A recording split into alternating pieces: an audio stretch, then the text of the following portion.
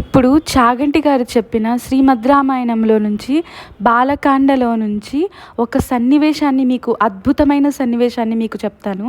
అదేంటంటే ఎత్ర ఎత్ర రఘునాథ కీర్తనం తత్ర తత్ర కృతమస్తకాంజలిం బాష్పవారి పరిపూర్ణ లోచనం మారుతిం నమత రాక్షసాంతకం.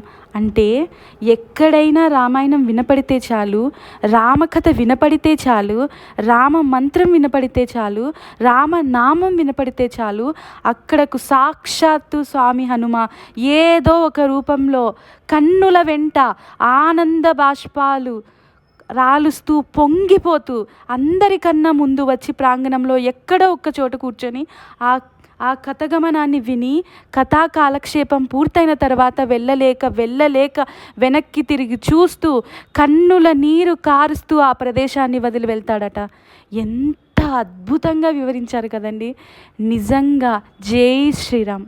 ఇలాంటి మరిన్ని అద్భుతమైన రామాయణం వీడియోస్ కోసం ప్లీజ్ నా ఛానల్ని సబ్స్క్రైబ్ చేయండి అండ్ ఇలాగే సపోర్ట్ చేయండి. Thank you so much. జై శ్రీమన్నారాయణ.